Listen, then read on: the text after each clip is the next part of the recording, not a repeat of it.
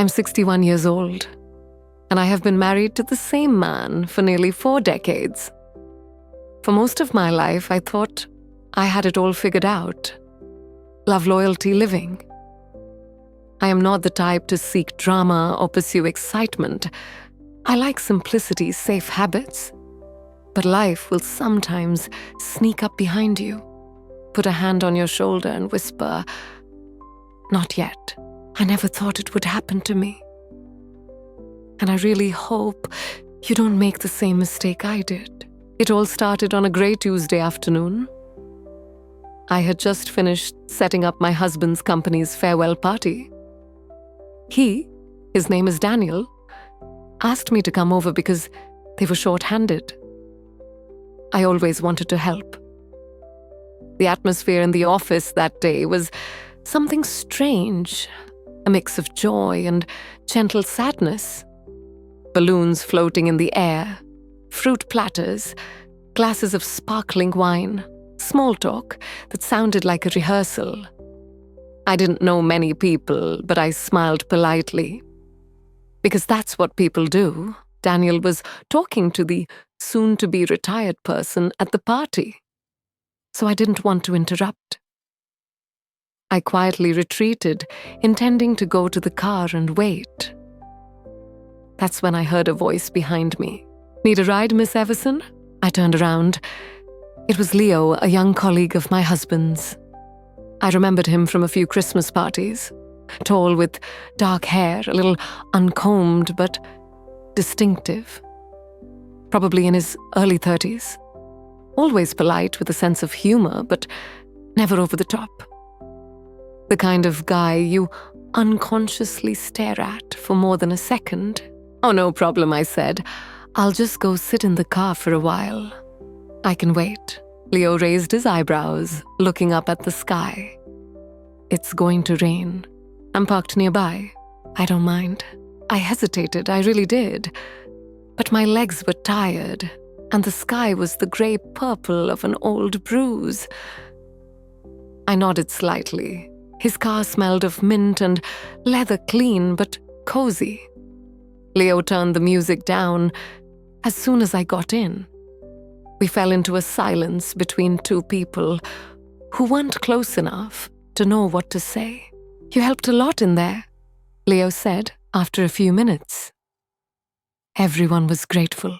"I just wanted to help," I said, looking straight at the windshield. The raindrops began to fall softly like a lullaby. Leo chuckled. "That's your type. Always helping. Always standing behind." I didn't know what to make of that. Someone like me. Leo was a little confused. "I don't mean to be mean. I think a lot of people don't realize how women like you keep the world running." A breath caught in my chest. How long had it been since someone had said something like that to me? Probably never. I studied his face more closely, trying to read his expression, but Leo's eyes were still on the road, steady and calm. "It sounds funny," I chuckled. "But sometimes I feel like I disappear after I turn 50. Leo glanced at me, then back to the front. "You're not invisible, Nora." The way he said my name made me sit up straighter, like I'd forgotten who I was. And he'd just reminded me. We fell silent again. The rain fell heavily, rumbling on the roof of the car. I'd expected Leo to stop at the gate, but he turned onto the road that led directly to my house. "You know where I live?" I asked, surprised. I drove Daniel home from a baseball game. "You weren't home?" "Oh, right. Though, to be honest, I don't remember. I don't know what I was feeling, confused, wary, or a little nervous." Leo stopped the car in the yard, but left the engine running. The rain turned the windows into a grey, smudged curtain. "Thanks for the ride." I set my hand on the doorknob. But before I opened it, Leo spoke, Nora, can I ask you something? If it's not appropriate. You can tell me to shut up. I paused. The way he said it made me turn around. Go ahead, I said slowly. Leo looked at me, not in a way that made people feel small or out of place, but as if I really existed. As if I were a person, a woman. Are you happy? I blinked. Something warm spread through my chest, then was immediately followed by a cold wave of guilt. That's a complicated question. Leo nodded, still looking at me. Because it has to be. I didn't know how to respond. No one asked me questions like that. People guessed, speculated, but they didn't ask. I looked at Leo and I saw something I wasn't ready to see. Curiosity, tenderness, a vague longing perhaps, not lust, not recklessness, just connection. I felt a lump in my throat. I should go inside. Leo nodded. Of course. But he didn't start the car. He just sat there silently as I opened the door and stepped out into the rain. I didn't run to the porch. I didn't rush. I let the rain soak into my shirt, run from my hair down my spine. Cold, fresh, and tangled. Daniel was still at the party. He wouldn't be home for at least another hour. And Leo was still in the car when I glanced back before entering the house. That night, as I stood in the kitchen toweling my hair, I realized something strange I felt. Awake, clearer, almost alive. I tossed and turned all night. Lying next to Daniel, listening to his steady breathing, the soft snores, like the old clock in the house. A sound I had become so familiar with after decades.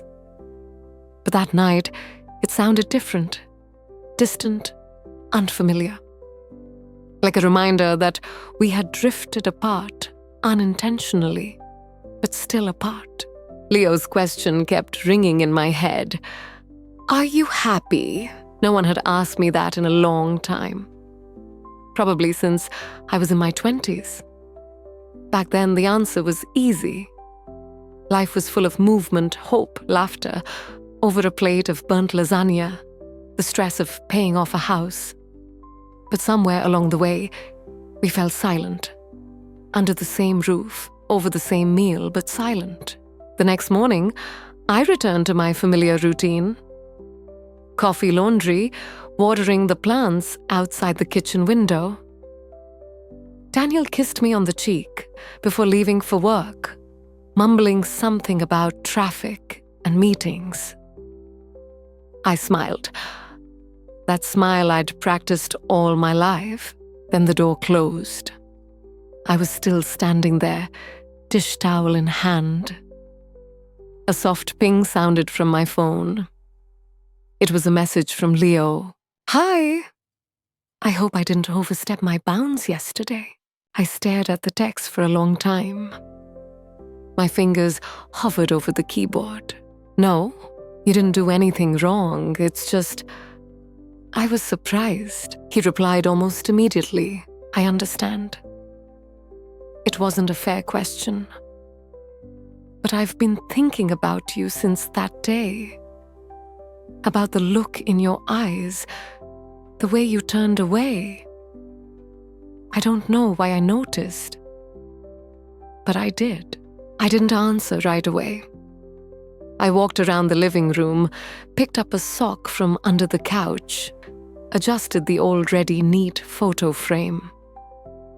My heart beat a little faster. Not too fast, but enough to notice. Finally, I typed, "You're right. I've been invisible for too long." This time, Leo was silent for a long time. I imagined him reading slowly, savoring each word. And then the message came not what I expected. "Would you like to have coffee with me? Just a chat, nothing more." I sat down at the dining table, the table that had seen thousands of meals, birthday cakes, receipts, and whispered discussions. And now I was looking at a message from a man, a generation younger than me, asking me to have coffee. I didn't say yes, not yet at least, but I didn't say no either. That Thursday, I told Daniel I needed to run some errands. I picked out a navy blouse, something that had been forgotten in my closet for a long time. It hugged the curves I was once proud of. I put on more makeup than usual, though I told myself it was just habit. We met at a small cafe tucked away on a street I'd almost forgotten. The wooden floors creaked, the jazz played softly, the menu was carefully handwritten. Leo stood up as I walked in. He looked like he'd just showered, his shirt sleeves rolled up neatly, a gentle smile on his face. "I wasn't sure you'd come." "I wasn't sure either," I said, and it was the truth. We sat in a secluded corner, starting with trivial things, books, the weather, traffic. But before we knew it, the conversation had turned deep, like stepping from a shallow pond into the ocean. Leo told me about his parents' divorce, about how he'd watched his mother fade into the role of ex-wife, never to be herself again. About how she taught him to pay attention, especially when women started to go silent in their own homes. I told him about my children, how I missed them so much, how I envied their freedom. I told him I loved Daniel, but sometimes I wasn't sure I knew him anymore. Are you still with us if this story made you feel something, even a strange silence in your heart? Comment the word awakening below. Maybe you've asked yourself, am I happy? The coffee cooled, but we stayed. At one point, as I reached for it, our fingers brushed. We both paused. A small spark, fragile but undeniable, lit up in the moment. I pulled my hand back. "I'm not looking for anything adventurous," I said. Leo nodded. "Neither am I." I wanted to believe that. Really wanted to believe that we could keep things safe within boundaries. But something had changed. The air between us was no longer innocent. When he finally stood up, he touched my elbow. "Thanks for agreeing," Leo said. His voice was soft. I drove home, the window cracked open to let the wind ruffle my hair. And as I pulled into the driveway, I found myself smiling. Not at what had happened, but at what could happen. The days that followed were quiet on the outside, but inside, I was a small storm. Daniel didn't notice anything unusual, or maybe he did, but he didn't say anything. We still had dinner at 7, we still watched the same shows in the evening, but I kept remembering the moment in the cafe. The light, almost accidental touch. The way Leo's eyes followed me as we talked. No flirting, no drama, just presence. Like I was someone worth listening to. And that scared me. Scared because it meant so much. I tried to forget. I baked, I gardened, I cleaned the house. Anything to occupy my time.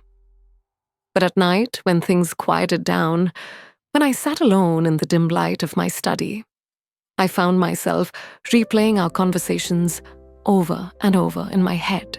Not the words, the feeling, as if I had just walked through a door I had never known existed. The next time Leo texted, I didn't hesitate. I found a quiet spot near the lake. "Want to go for a walk?" "Me what time?" It was a Sunday afternoon. The kind of day that can be either lazy or empty. I was wearing a sweater and jeans. Simple, comfortable. Nothing intentional. At least I told myself so. Leo was there when I arrived.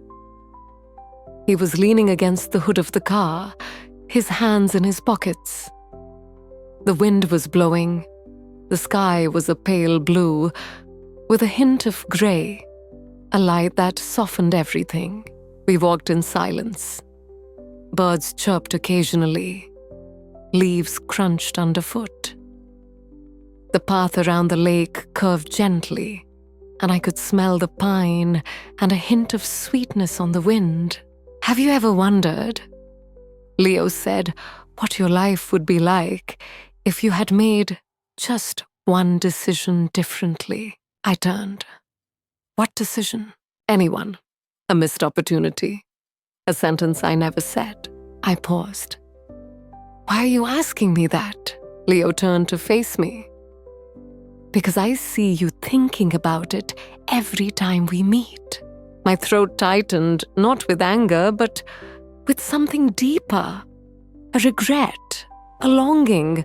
"I didn't come here to," I whispered, "betray anyone. You haven't done anything wrong," Leo said softly. "At least, not yet." The wind blew harder. A strand of hair blew across my face, and before I could correct it, Leo gently tucked it behind my ear. A gesture so simple, it went unnoticed, and my body responded as if it had been waiting to be touched. For years, I stepped back. "I'm married," I said, as if to remind myself. "I know. And I'm not as young as you think," Leo smiled sadly. "And you're not old. You're more alive than anyone I've ever known." I didn't know how to process that. We sat down on a bench overlooking the lake. The sun was starting to set, sprinkling gold across the water. "Why me?" I asked. Leo leaned forward, his elbows on his knees. "Because you wear silence like it's a prize. Because you smile with your eyes before your lips can even move. Because the first time I saw you, it felt like you held the world together by a thread and a tired smile." I closed my eyes. No one had ever said anything like that to me. Never in my life. We didn't kiss. We didn't touch each other again. But something happened silently, but irreversibly. When I got home that night, Daniel was watching football, a beer in his hand. He barely glanced up. "Back, is everything okay?" "Yeah," I said softly. "Just needed some air." He nodded his eyes back on the screen. And I stood there in the doorway, speechless, wondering how can love fade so far that you don't even notice it until someone makes you feel it again. The next week felt like standing on the edge of something unnameable. I went about my daily routine, doing laundry, calling the kids, cooking like I always did. But my mind kept returning to that chair by the lake, to the silence between Leo and me. A silence that held a universe of unspoken words. We didn't make plans to see each other again, but I felt his presence everywhere, in the early morning breeze, in the empty beat of my heart that I didn't know I had carried for years. And I began to notice little things about Daniel. The way he chewed his food without taking his eyes off the TV.